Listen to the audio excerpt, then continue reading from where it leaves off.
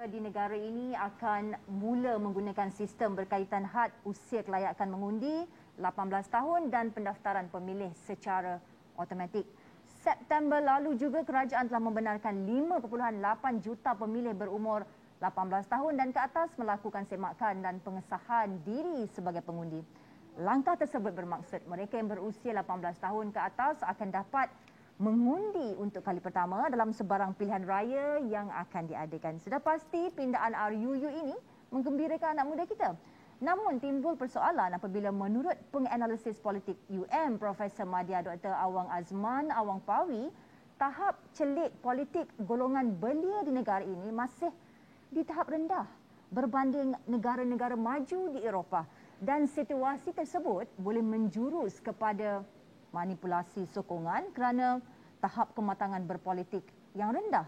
Juga adakah penurunan had umur ini telah mengambil kira pendidikan asas berkaitan politik dan demokrasi di kalangan belia kita? Belum lagi kajian dan tinjauan yang mendapati wujud sikap tidak peduli anak muda terhadap politik sehingga melahirkan pertanyaan, apakah langkah menurunkan had mengundi kepada usia 18 tahun akan benar-benar memberikan impak pada pilihan raya umum akan datang?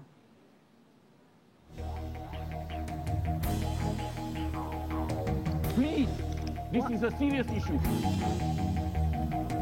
Bukan semua perkara yang dikatakan sebagai naluri itu adalah satu sebab untuk kita mengatakan ia benar.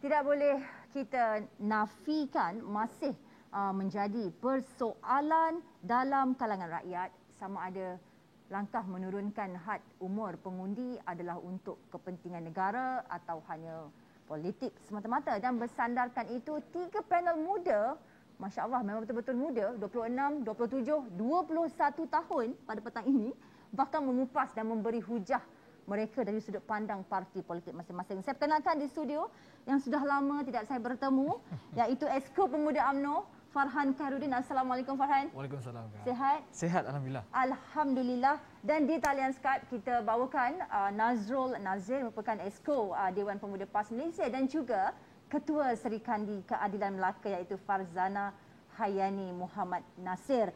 Assalamualaikum dan selamat petang untuk kedua-dua panel di talian Skype kita. Jadi saya mahu terus ajukan soalan ini kepada panel di Skype. Sebenarnya saya sangat teruja pada petang ini sebab ketiga-tiganya adalah anak muda belaka. Nazrul, mungkin soalan ini saya ajukan terlebih dahulu dan saya mahu soalan ini dijawab oleh ketiga-tiga panel belia kita, iaitu bagaimana kita mahu menarik anak muda mengundi dan berpolitik jika regenerasi ahli politik di Malaysia dilihat sangat perlahan. Keluhan berkenaan situasi parlimen dan DUN seluruh negara yang didominasi oleh generasi tua, kita tahu itu bukan satu keluhan yang baru. Dan kita harus terima hakikat bahawa tidak ada parti politik yang imun daripada masalah regenerasi politik ini kerana ia berlaku pada tahap sistemik. Komen Nazrul mungkin terlebih dahulu berkenaan situasi ini. Bismillahirrahmanirrahim. Assalamualaikum warahmatullahi wabarakatuh. Waalaikumsalam.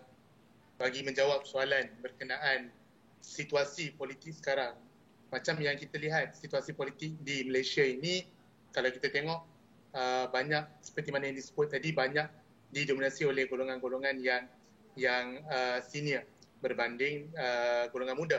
Dan kalau kita tengok komposisi parlimen pun lebih banyak golongan senior daripada golongan muda. Cuma soalannya, kenapa berlaku lebih ramai golongan senior berbanding golongan muda? Itu soalan itu kita kena tengok juga dari berdasarkan bagaimana keadaan politik negara. Pertama, kalau kita tengok siapa yang kalau kita tengok daripada ahli parlimen, contohlah dalam parlimen kita kadang-kadang kita rasa ahli parlimen ni dia kalau bahas pun dia perbahasan dia tidaklah perbahasan dia banyak mengganggu orang di parlimen. Perbahasan dia tu lebih kurang dia tidak terlalu membawa suara rakyat tetapi lebih pada mengacau di parlimen. Tapi kalau balik di parlimen, balik di kawasan dia, rakyat sayang dia. Sebab apa? Dia buat kerja. Dia pergi ke kampung-kampung, bagi bantuan Kalau ada orang susah, muka dia sampai dulu. Sebab penerimaan rakyat ini menyebabkan lebih ramai mereka ini diterima berbanding dengan golongan muda. Dan itu perkara yang kita perlu pecahkan. Sebab kalau kita nak cerita tentang kebersediaan anak muda dalam situasi hari ini, situasi politik di negara kita, kita kena sediakan anak muda itu untuk menjadi calon terlebih dahulu sebelum kita bercerita tentang meletakkan anak muda. Kita tak boleh nak cakap pada orang, kita nak bagi tahu kepada masyarakat, kamu kena pilih aku. Sebab apa? Sebab aku ni orang muda. Aku ni orang muda, aku lebih layak untuk berada di parlimen. Kita tak boleh nak cakap macam tu. Tapi kita kena buktikan we can do better. We can kita boleh lakukan seperti mana orang yang senior lakukan. Dan kalau kita boleh buktikan kepada pengundi, kita boleh buktikan kepada pimpinan parti, maka sudah pasti kita tidak akan ada dakwa-dakwi. Memang orang akan letakkan kita sebagai calon dan kita boleh membarisi parlimen. Sebab itu, kalau kita nak bercerita tentang undi anak muda, kita nak cerita tentang undi 18, it's not about kita cerita tentang meletakkan calon muda, tetapi lebih kepada menyediakan seorang muda itu untuk menjadi calon. Dan itulah perkara yang kita perlu tekankan. Sama ada kerajaan, kalau kerajaan nak laksanakan undi 18, kena juga ada pendidikan politik yang mana menyediakan orang muda itu untuk menjadi calon. Dan juga ahli-ahli politik dan parti-parti politik juga kena memperkasakan parti-parti, sayap-sayap pemuda parti itu supaya mereka boleh disediakan untuk menjadi calon. Bukan soal platform saja, tetapi kemampuan mereka itu. Kita tak naklah berada di dalam parlimen, berada di dalam walaupun dia muda tapi dia tak boleh nak membawa suara rakyat dengan baik. Berada dalam parlimen, berada dalam DUN, diberi ruang, diberi kepercayaan oleh rakyat, tetapi akhirnya membawa isu-isu yang tidak ada kaitan dalam parlimen. Sebab itu menyediakan calon itu lebih penting. Dan itulah yang dilaksanakan di peringkat contoh dalam Pemuda PAS Malaysia. Kita ada Akademi Kepimpinan Pemuda yang mana kita menyediakan anak-anak muda, pemuda-pemuda PAS ini untuk ke arah menjadi calon yang berkredibiliti. Sekiranya dipilih sebagai calon, kita sediakan supaya mereka ni berkredibiliti. Kita ada beberapa program, contohnya program Amilin, yang mana program Amilin ini lebih kepada pengurusan organisasi. Kemudian kita ada High Potential Talent, yang mana HPT ini menyediakan mereka ke arah strategic management dan juga conflict management. Dan kemudian kita juga ada HPTX, yang mana HPTX ini juga menyediakan mereka fokus lebih kepada strategic management. Kita juga libatkan mereka dalam kementerian-kementerian. Contohnya saya sendiri terlibat dalam Jabatan Perdana Menteri Ahli Waris Agama sebagai Setiausaha Sulit Yang Berhormat Timbalan Menteri.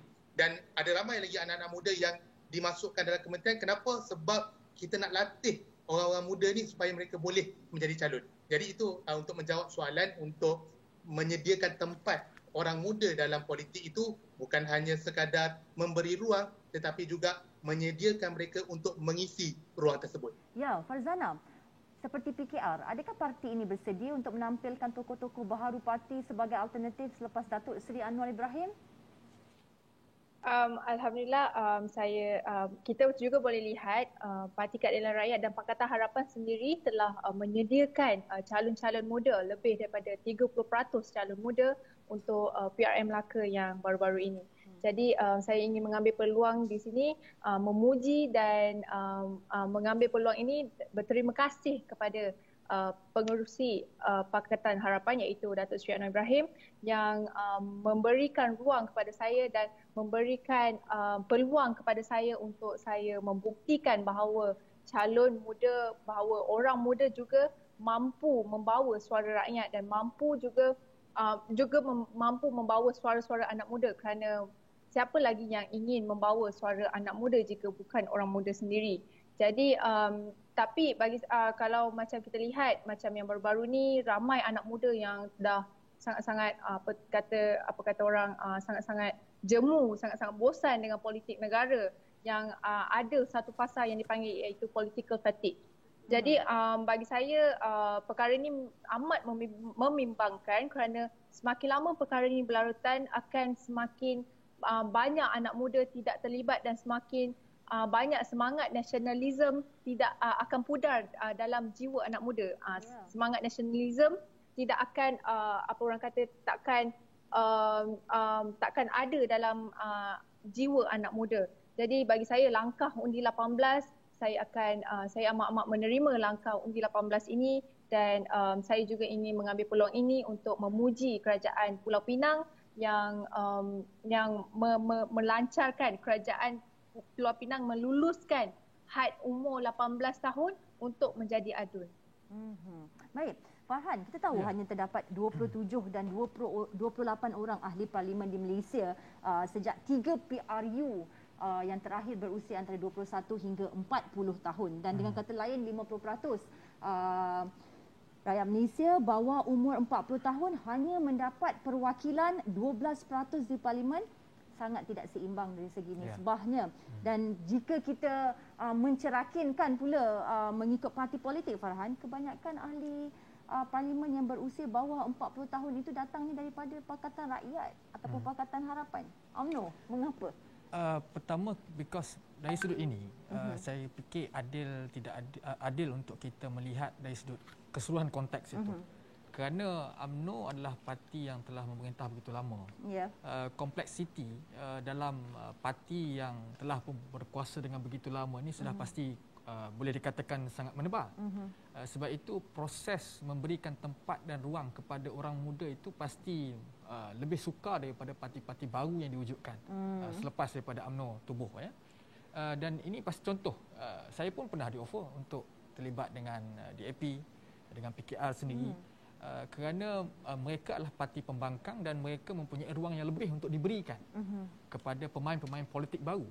Tetapi dalam sebuah parti kerajaan seperti Barisan Nasional, UMNO khususnya, mereka ini telah pun bertapak begitu lama dan menyebabkan kalau orang kata pergi hospital kerajaan, the waiting list panjang. Kalau kita nak cepat kena pergi klinik swasta. Analogi mudah secara kelakarnya begitu. Tetapi soal kita nak meremajakan parti itu bukan soal yang mungkin sebelum ni saya tak tahulah kerana saya jadi ahli UMNO pun 2018.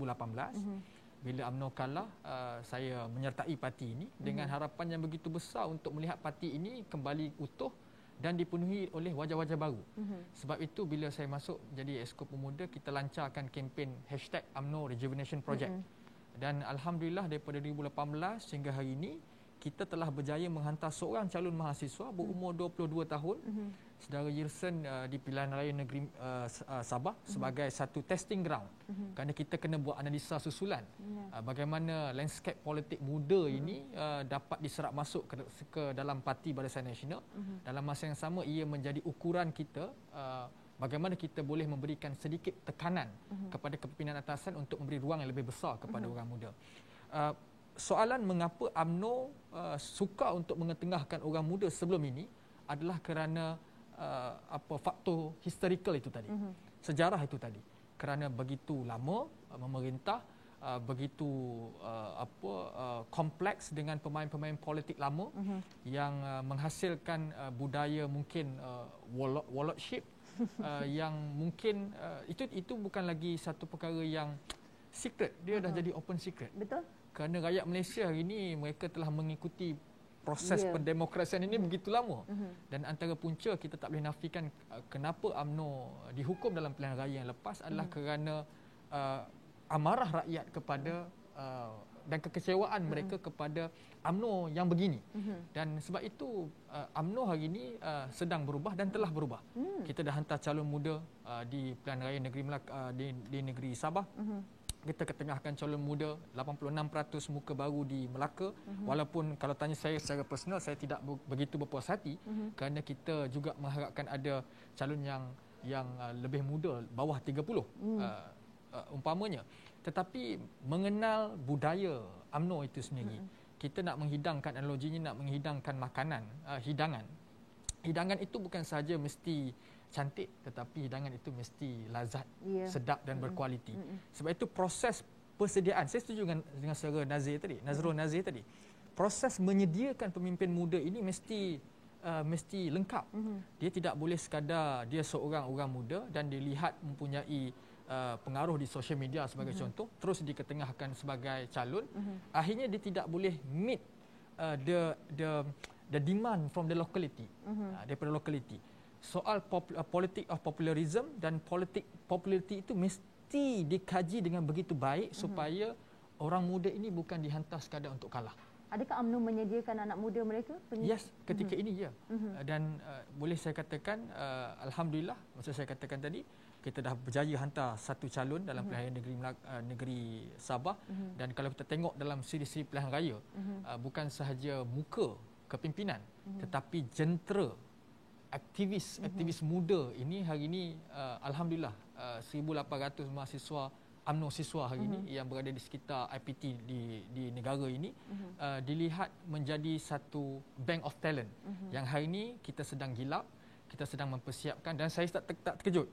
Secara informal tadi Kak Finas tanya apakah mungkin UMNO boleh ketengahkan muka baru dalam pilihan raya umum akan datang. Saya optimis. Setidak-tidaknya 5 orang calon mahasiswa mesti diketengahkan dalam pilihan raya umum akan datang. Tetapi ia mesti bergantung kepada analisa dan juga persiapan yang terperinci. Bermaksud politik figura itu, dan yang kedua politik dari sudut lokaliti. Mesti dikaji dengan begitu baik supaya kita tak nak calon muda ini sekadar bertanding, keluar paper, akhirnya kalah. Betul.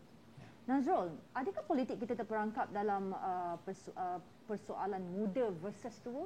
Orang muda sering diminta untuk memberi laluan kepada warga emas untuk memimpin? Baik. Sebenarnya itu persepsi yang ada dalam keadaan politik kita. Sebab apa? Sebab macam yang saya sebut tadi daripada awal dan juga yang diulang oleh panel-panel yang lain. Kalau kita tengok daripada sejarah, macam tadi Saudara Farhan sebut, sejarah politik di Malaysia ini, perkembangan politik di Malaysia ini, kita memberi ruang kepada orang-orang yang memang terlibat aktif dalam politik. Dan kemudian bila mereka terlibat aktif dalam politik, biasanya mereka ini adalah orang yang sudah dah umur yang selesa. Biasanya, contohnya kalau orang muda ni, biasanya Pak Finas, kalau orang muda ni, kita umur 23, 22 baru keluar universiti. Baru keluar universiti dengan ada hutang PTPTN, kalau ambil PTPTN, dengan ada hutang beasiswa lagi. Kemudian nak stabilkan lagi, kalau bujang macam saya tu belum kahwin lagi, nak family, nak bina family dulu. Kemudian nak bina stabilkan kehidupan. Biasanya kehidupan kita stabil selepas umur 40. Dan lepas umur 40 ni lah baru orang mula aktif politik dan kemudian mereka ini diangkat sebagai calon. Tapi itu cerita dulu. Sebab sekarang ni dah ramai orang-orang muda yang sudah mula terlibat dalam politik. Sekalipun sudah, walaupun mereka masih mahasiswa. Contoh macam Saudari Farzana masih mahasiswa dan sudah menjadi calon dalam pilihan raya negeri Melaka. Maknanya orang muda sudah mula masuk dalam politik. Tapi fasa sekarang adalah untuk kita adaptasi benda yang lama yang telah menjadi budaya, culture politik tu dengan perubahan yang ada sekarang. Macam mana kita nak asimilasikan benda tu? Sebab orang-orang lama ni masih lagi rasakan they are deserve to be there. Mereka masih berkelayakan untuk berada dalam arena politik. Sedangkan orang baru ni lebih kepada dia nampak semangat. Kita boleh melakukan perubahan. Dalam pepatah Arab disebut hikmatul syuyukh. Hamasatu syabab itu, semangat anak muda itu. Dia rasa dengan hamasah dia tu, semangat dia tu, dia boleh melakukan perubahan. Jadi pentingnya untuk kita asimilatekan benda yang menjadi culture dan budaya dalam politik kita dengan apa yang berlaku sekarang. Sebab itu orang muda kalau nak menjadi calon, dia bukan hanya sekadar meminta ruang dalam mesyuarat agung, dalam AGM. Kita sebut kami nak kerusi 100% pilihan raya umum ke-15, semua kerusi mesti anak muda. Tak boleh, sebab kita kena yakinkan dulu kalau you nak kerusi, you are deserve to be there. Kita kena yakinkan betul dulu. Bila kita yakin, barulah orang akan beri ruang kepada kita dan kemudian kita boleh bina satu budaya baru dan persepsi bahawa politik muda tua ini akhirnya dia akan berubahlah persepsi itu. Cuma sekarang ini kita masih tersangkut lagi di situ sebab macam saya sebut tadi, culture kita dan ada perubahan yang baru ini, anak-anak muda sudah mula masuk dalam arena politik. Baik, selepas kita berhenti rehat seketika, saya nak bertanyakan kepada Farzana, seperti yang Nazrul katakan sebentar tadi, menyediakan seorang anak muda ataupun pemimpin muda itu satu perkara. Yang kedua, penglibatan anak muda itu sendiri. Dan namun daripada sudut sejauh mana anak muda kita punya kualiti dan bersedia. Selepas ini saya nak ajukan kepada wakil parti PKR kita. Jangan ke mana-mana.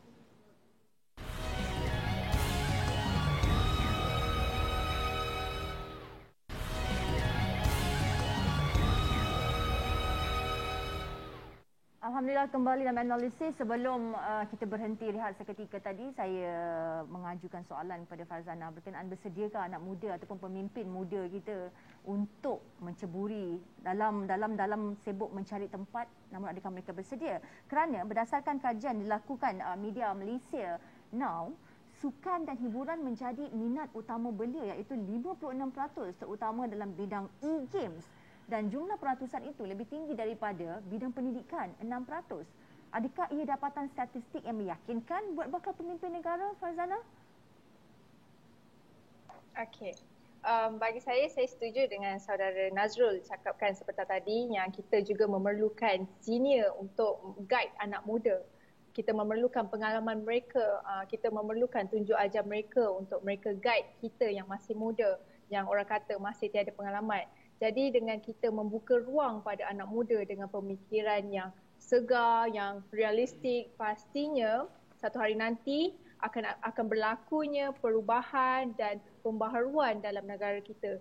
Ini bukan sahaja dalam landscape politik tapi juga dalam segala aspek seperti dalam pendidikan sosial, aspek industri digital dan sebagainya.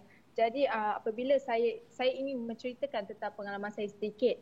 Walaupun orang kata orang di luar sana mengatakan yang saya tiada pengalaman, saya masih mentah semasa menjadi calon untuk pilihan raya negeri Melaka yang lepas, tetapi apabila saya bertemu dengan penduduk-penduduk di Sungai Rambai, saya bertanyakan khabar, saya mengambil maklum tentang masalah yang mereka hadapi, rata-rata mereka memang sangat-sangat menyokong orang muda untuk berada di pentas politik, untuk berada dalam Dewan Rakyat.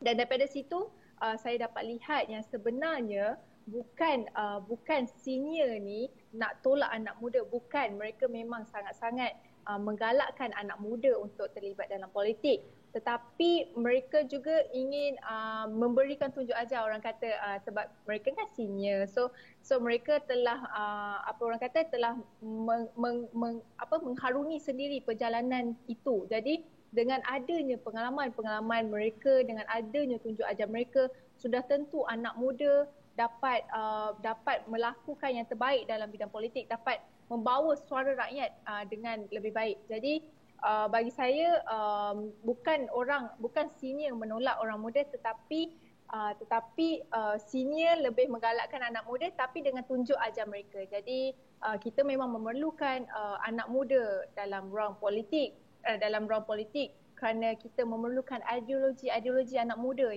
yang rata-rata membawa ideologi yang berbeza dengan yang lebih senior, dan rata-rata anak muda sendiri yang mampu membawa suara anak muda, kerana jika bukan anak muda, siapa lagi yang ingin membawa suara anak muda?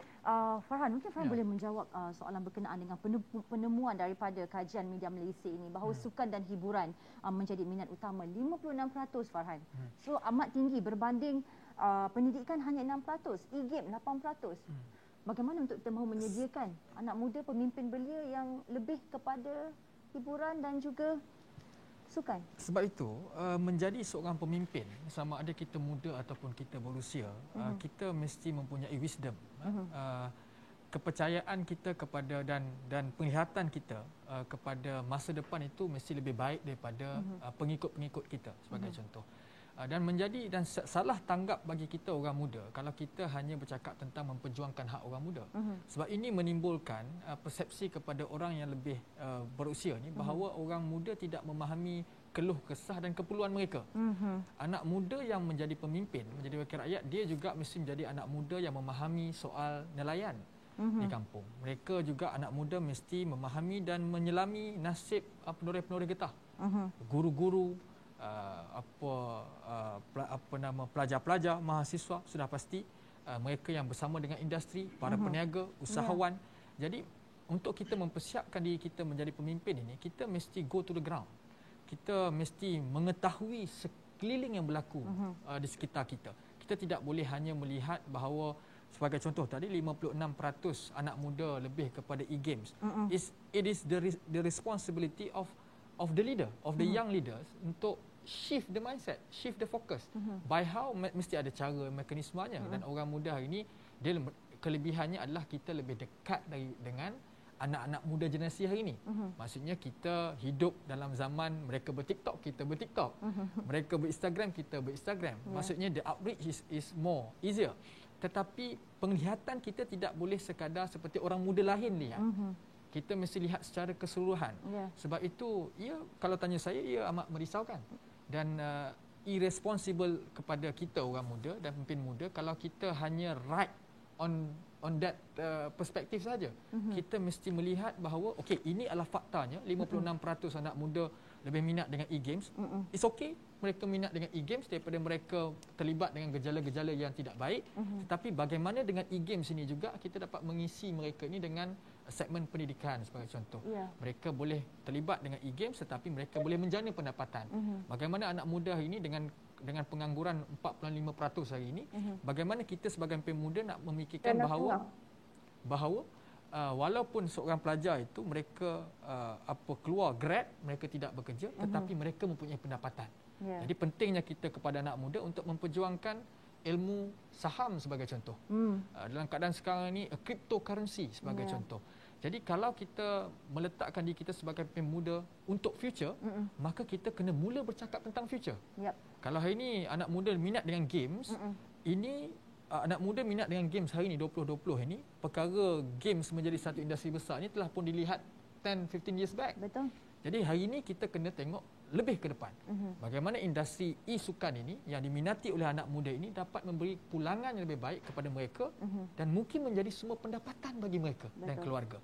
Di samping kita dapat memahami keperluan golongan orang-orang tua di kampung, para nelayan, orang kulainan upaya sebagai contoh, para guru, para pendidik dan semua kelompok. Maka itu menjadi satu yang saya selalu sebut kepada pemimpin parti. Saya pernah tanya Datuk Seri Ahmad Maslan, Susah Agung, Datuk Seri Zahid pun saya pernah cakap. Even dengan Datuk Seri Najib saya pernah bercakap. Saya kata, Datuk Seri, UMNO hantar calon muda. Soalan yang kedua kita kena tanya, semuda mana kita boleh hantar? Yang ketiga kita kena tanya, bersediakah calon muda kita itu? Bersedia itu bermaksud he must be or she must be testified and verified. Bermaksud dia tak boleh sekadar dia hanya umur 26 tahun, 27 tahun, dilihat muda untuk parti, terus dihantar tanpa mempunyai elemen-elemen testified and verified tadi. Apakah dia memahami bahawa peranan dia sebagai pemimpin muda ini bakal menentukan hala tuju dan dasar negara? Atau sekadar dia hanya akan bertanding menjadi sebagai muka hadapan majalah saja? Ini juga saya khawatir kerana the needs and the demand from the youth is there. Betul. Tetapi kita takut dia akhirnya takut nanti orang lama dalam politik dia kata, orang muda, rakyat nak orang muda kita bagilah, kalah lah. So it's not fair kepada pemimpin muda kita. Nazrul, untuk membolehkan lebih ramai ahli politik muda berada di peringkat nasional adalah umur mengundi yang rendah. Walaupun Malaysia kita tahu ketinggalan dalam gelombang pendemokrasian belia, namun alhamdulillah lah ia telah direalisasikan. Cuma melihat kepada gaya hidup dan pemahaman sosial serta politik anak muda, mereka lebih cenderung untuk memecahkan amalan-amalan dan struktur politik kepartian lama yang mana kita tahu sifatnya eksklusif dan berdasarkan kaum ataupun agama. Bagaimana PAS melihat kecenderungan anak muda ini? Baik. Sebenarnya kalau kita nak katakan orang muda ni dia memecah seperti mana disebut oleh Puan Finas, memecahkan budaya politik lama, dia kurang berminat pada politik perkauman ataupun politik yang bersifat parti politik berasaskan kaum ataupun agama. Sebenarnya kalau kita lihat sebenarnya orang muda ni dia tak tengok sangat parti mana, tapi dia tengok siapa yang boleh deliver. Ni pasca PRU 14. Sebelum PRU 14 mungkin ada sentimen, ada persepsi yang wujud. Contohnya pada ketika itu lebih kepada nak menukar kepimpinan yang sudah lama, yang dikatakan berlaku penyelewengan, korupsi dan sebagainya. Pada ketika itu persepsinya begitu. Tetapi selepas PRU 14, gaya itu sudah berubah. Orang muda dah tak kira siapa, parti mana, apa yang dia bawa, tapi siapa yang boleh deliver apa yang kita nak, itu yang mereka pilih. Dan ini dibuktikan dalam PRN Melaka, yang mana oleh kerana Puan Finas dan juga Sarif Fazana pun orang Melaka, yang mana kalau kita tengok statistik PRM Melaka, kebanyakan saluran-saluran muda dipelopori oleh Barisan Nasional dan juga Perikatan Nasional di kawasan setengah-setengah pengundi muda, saluran muda. Cuma kelebihan Barisan Nasional, mereka masih memegang saluran 1-2 dan itu undeniable, itulah kekuatan mereka sehingga mereka boleh menang dalam pilihan raya di negeri Melaka. Tapi itu membuktikan bahawa walaupun ada persepsi yang dilemparkan kepada Barisan Nasional dan Perikatan Nasional, dan juga Barisan Nasional ini parti yang juga ada parti yang memperjuangkan kaum seperti UMNO, MCA dan MIC. Begitu juga Perikatan Nasional ada PAS, ada Bersatu dan juga Gerakan. Tetapi anak muda tetap memilih kedua-dua parti ini sebab apa? Sebab mereka lihat pada siapa yang boleh deliver apa yang mereka bawa. Sebab kali ini situasi dia pelik sikit, bukanlah pelik sikit. Situasi ini dia lebih seimbang sebab ketiga-tiga BN, PN dan juga PH pernah memegang kerajaan. Oleh kerana ketiga-tiga ini pernah memegang kerajaan, maka mereka boleh lihat siapa yang lebih berjaya dalam kerajaan dan boleh membawa suara mereka. Sewaktu mereka kerajaan, siapa yang boleh satisfy anak muda. Jadi mereka lebih ke situ. Mereka lebih memilih ke situ. Sebab itu sebenarnya politik yang berasaskan perkauman itu yang katakan anak muda itu menolak politik berasaskan kaum dan juga agama itu sebenarnya kurang tepat berdasarkan daripada statistik daripada PRM Melaka. Jadi ke depan, move forward untuk kita melangkah ke depan. Apabila dilaksanakan undi 18, situasinya mungkin sedikit berbeza dengan apa yang ada sekarang. Sekarang ini umur mengundi masih lagi 21 tahun. Dan kemudian selepas ini pendaftaran secara automatik. Secara automatik dan juga apabila pendaftaran secara automatik, pertambahan pengundi itu lebih 50%. Betul. Pertambahan pengundi. Dan kemudian umur 18 hingga 20, satu mereka boleh mengundi. Betul. Dan cara pemikiran mereka juga berbeza dengan yang berumur 30 ke atas sebagainya. Maka mungkin mereka lebih mudah terpengaruh kepada persepsi dan sebagainya. Dan pada ketika itu parti-parti politik kena bijak bermain dengan persepsi. Kalau kita tengok persepsi yang dilemparkan, parti politik ini kena pandai mengurus persepsi. Dan bila parti politik pandai mengurus persepsi, mereka boleh, dan pada masa yang sama mereka membuktikan mereka ini mampu untuk satisfy, mampu untuk memuaskan apa yang anak muda nak, maka mereka akan menjadi pilihan oleh anak-anak muda. Nazrul bercakap berkenaan dengan parti harus bijak untuk menguruskan persepsi anak muda. Bagaimana PAS mahu menguruskan persepsi anak muda yang kita boleh kata bangsa bubble contohnya, yang mempunyai satu pandangan yang sangat tebal terhadap PAS, yang mana mengatakan PAS adalah satu parti agama yang sangat ekstrim dan kalian ditolak di kawasan-kawasan elit ini. Jadi bagaimana Nazrul daripada sudut pandang anak muda menguruskan persepsi bangsa bubble ini? Jangan jawab dulu Nazrul, kita berhenti lihat seketika.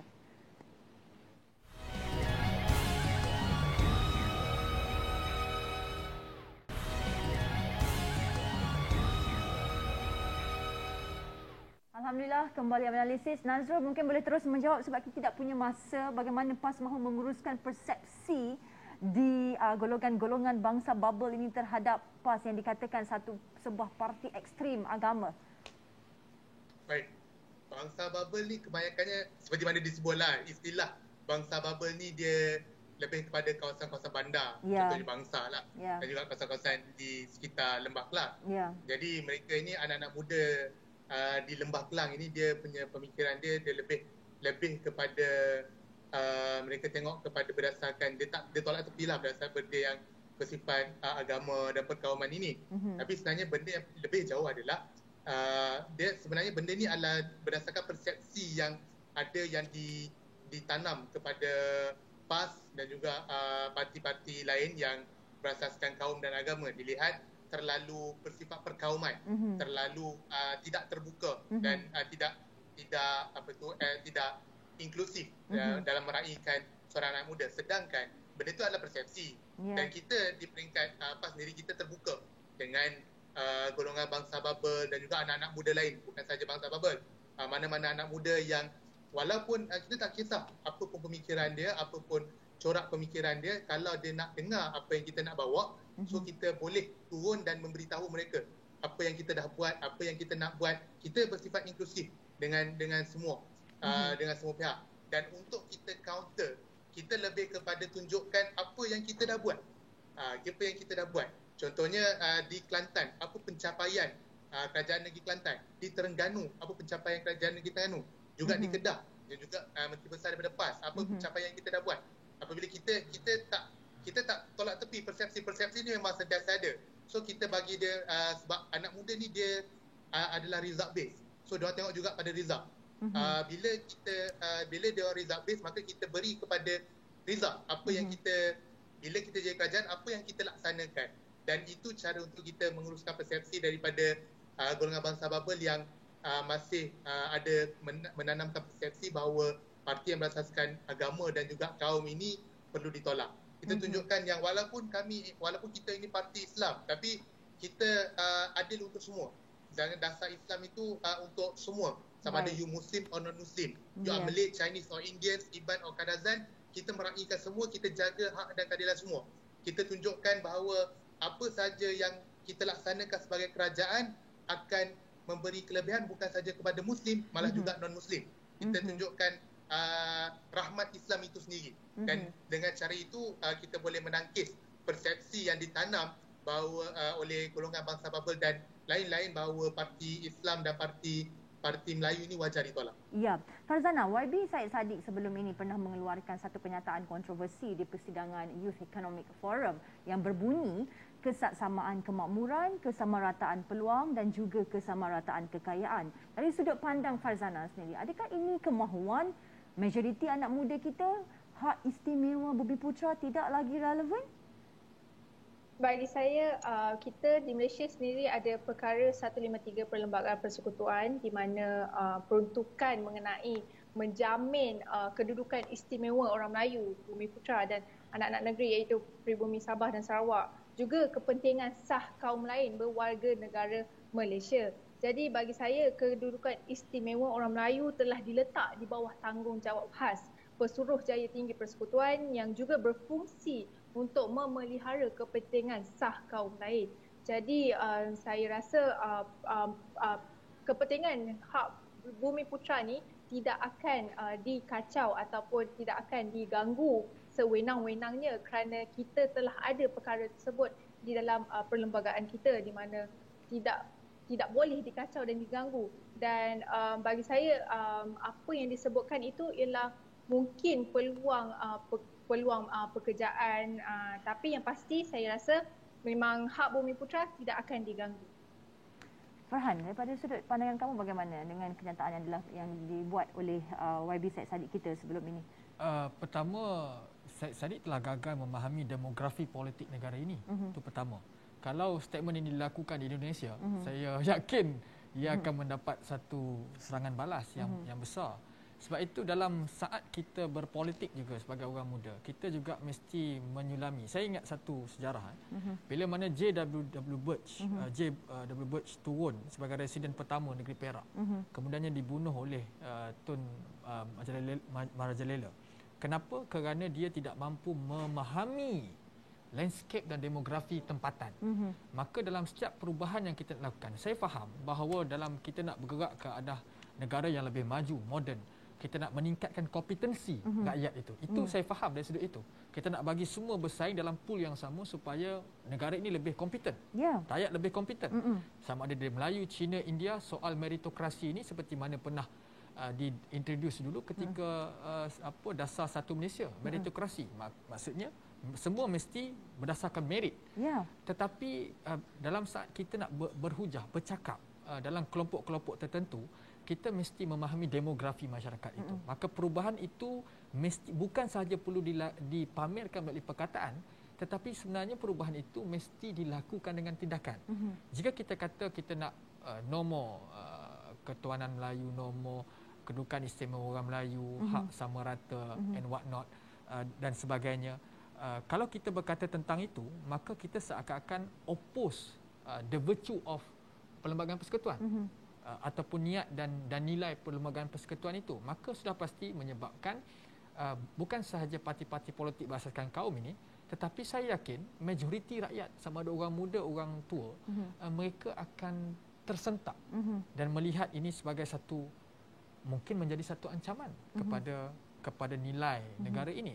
Sebab itu kalau tanya saya, anak muda hari ini macam Sir Nazrul sebutkan tadi, dia nak based on science and data.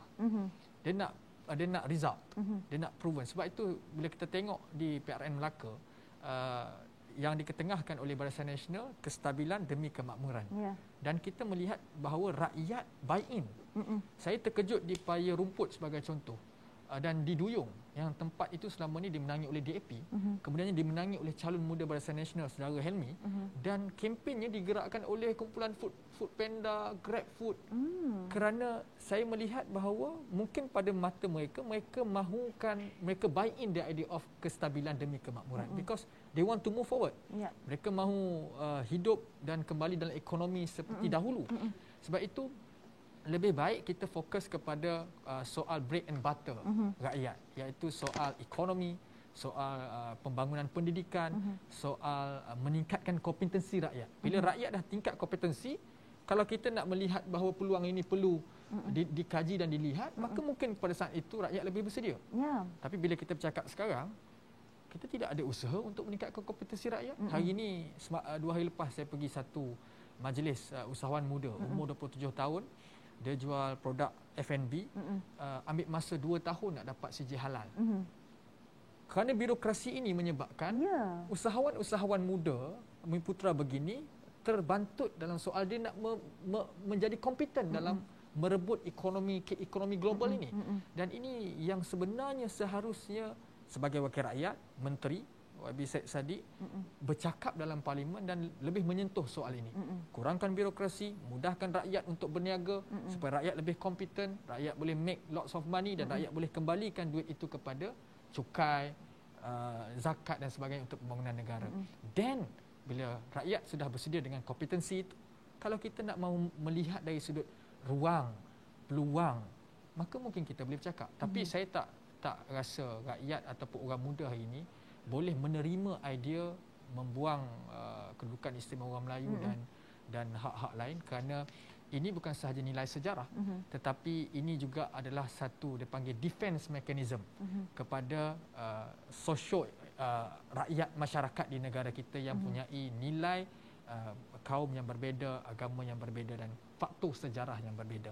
Maka kalau baiknya adalah kita bercakap tentang bagaimana meningkatkan kompetensi itu supaya rakyat dapat bersaing secara lebih telus dan transparan dalam merebut peluang di negara ini. InsyaAllah. Nazrul, adakah satu pandangan ekstrim jika kita menyatakan hanya anak muda harapan terakhir kita untuk keluar dari polemik politik perkauman dan komunalisme sempit yang mengheret seluruh bangsa Malaysia ini daripada maju ke hadapan? Dalam arti kata lain, untuk kita melakar naratif budaya politik baru, hanya generasi muda yang mampu realisasikan ia, kerana hanya mereka yang mahu keluar daripada politik perkauman ini? Baik. Budaya politik baru, pertama, saya setuju kita perlukan satu budaya politik baru. Yang kedua, kalau katakan orang muda yang jalan harapan terakhir untuk keluar daripada itu, betul, sebab orang muda lah yang biasanya melakukan perubahan. Kita tengok daripada sejarah, biasanya gerakan-gerakan kemerdekaan itu digerakkan oleh orang-orang muda. Begitu juga dalam sirah Rasulullah SAW, Rasulullah itu diapit oleh sahabat-sahabat yang muda, seperti Ali bin Abi Talib, Usama bin Zaid, Zaid bin Sabit, Zubair Awam, semua ni orang muda yang menggerakkan dakwah Rasulullah. Begitu juga dengan sejarah-sejarah kita, dan banyak gerakan-gerakan perubahan itu bermula daripada orang muda. Cuma kalau katakan anak muda sahaja yang boleh mengeluarkan kita daripada budaya politik sekarang dan membawa ke arah politik baru, sebenarnya kurang tepat, sebab kita perlukan dua-dua, orang muda dan juga orang tua. Seperti mana yang saya sebut tadi, hikmatul syuyukh wa hamasatul syabab. Hikmatul syuyukh, pengalaman orang tua, kebijaksanaan orang tua yang makan garam, yang dah lama duduk dalam politik ini. Hamasatul syabab, semangat orang muda. Bila anak muda ni semangat, anak muda ni dia nak bawa perubahan, ada orang tua yang boleh bagi panduan, bagi nasihat. Okey, cara politik kita macam ni, kena tengok gaya politik, kena tengok keadaan faktor setempat. Sebab kalau kita pergi pada semangat anak muda saja, kadang-kadang kita terlupa benda-benda yang kita tak nampak. Sebab dah semangat sangat, so kita tak nampak benda-benda lain yang akhirnya menyebabkan perjuangan itu terencat. Seperti mana tadi, apa yang YB Syed Saddiq tadi sebut, untuk hapuskan untuk kesamarataan itu bila kita tak faham keadaan budaya politik seperti mana yang disebut Saudara Farhan tadi, budaya politik tempatan. Jadi perlu hikmatul syuyukh, orang-orang tua ini untuk bagi tahu tak boleh macam tu, kita kena raikan pandangan, kita kena raikan suasana politik negara. Jadi dua-dua kena bergerak seiring. Tapi peranan anak muda, dia kena bawa budaya politik, dia kena bawa semangat dia itu untuk melaksanakan perubahan. Sebab kalau hanya sekadar pengalaman orang tua saja tanpa semangat pada orang muda, maka kita tak akan berlaku satu anjakan. Kita akan kekal stagnan dalam keadaan politik kita. Dan budaya politik itu juga, budaya politik baru yang kita perlukan bukan hanya sekadar politik perkauman sempit, iaitu itu satu perkara yang agak menggusarkan, itu satu perkara yang boleh merencatkan politik Malaysia. Tetapi sebenarnya apa yang menyebabkan politik kita ini yang merenggut kerjasama ataupun kebersamaan kita dalam politik, merenggut kita punya perpaduan kaum adalah politik kebencian. Dan politik kebencian inilah yang kita kena keluarkan. Kau parti A, kau parti B, aku parti C. Aku tak boleh terima idea kau. Kalau kita tengok hari ini perbincangan kita berlaku dengan sangat baik. Farhan, saudara Farhan daripada UMNO, saya daripada PAS, saudari Farzana daripada PKR, kita boleh berkongsi idea. Dan inilah budaya politik yang sebenar. Budaya politik yang matang dan sejahtera. Dan itulah budaya politik baru yang perlu dibawa oleh mahasiswa, oleh anak muda, mahasiswa tersasul. Mahasiswa. Tersasul. Dulu aktif mahasiswa dia tersasul. Politik anak muda yang mana politik anak muda ini dia kena bawa cara politik baru yang berdasarkan matang dan sejahtera, dan itu kita akan bawa satu anjakan paradigma untuk politik Malaysia. Perlu semangat anak muda dan juga perlu panduan daripada orang-orang tua. Hikmatul syuyukh, hamasatul syabab. Ya, dan apabila kita bercakap soal undi 18 ni, sudah pasti kita perlu menyentuh berkenaan dengan wujudnya parti muda. Namun selepas ini anda jangan ke mana-mana.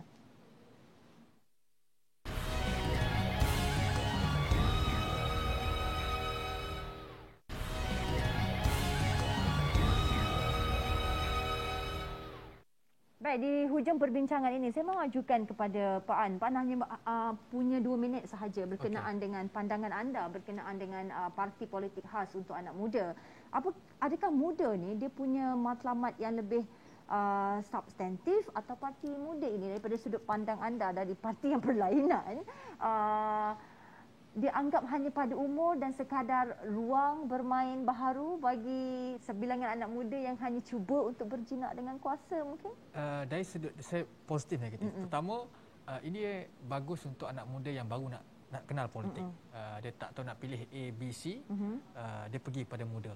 Tapi dari satu sudut saya melihat secara realistiknya, saya orang politik, saya memang aktivis politik, aktivis mahasiswa. Saudara Nazrul kenal saya. Dan saya melihat membuka parti muda ni hanyalah satu escapism, jalan yang diambil oleh saudara Syed Saddiq untuk memastikan bahawa dia kekal dalam arena politik setelah dia keluar daripada Bersatu. Itu pandangan jujur saya, ikhlas saya. Kerana at the end of the day, it is unrealistic. Sebab kalau kata kita join parti muda umur 18 tahun, 16 tahun, 18 tahun. Kemudian kita mencecah usia kita 40 tahun. Apakah kita perlu keluar dari parti tersebut? Itu satu persoalan besar. Yang kedua, bila kita umur 21 tahun, perjuangan kita kepada orang muda, kita umur 40 tahun, perjuangan kita kepada golongan pertengahan. Itu juga unrealistic. Sebab itu saya kata must go with the fact and science. Fakta dan juga sains. Soal dasar, soal apa yang akan berlaku ke hadapan, apa yang akan dihidangkan, apa yang perlu dihidangkan kepada rakyat dalam 10-15 tahun akan datang. Dan tetapi kalau muda boleh memainkan peranan sebagai the third force untuk melobi dasar-dasar baru, itu amat baik sekali.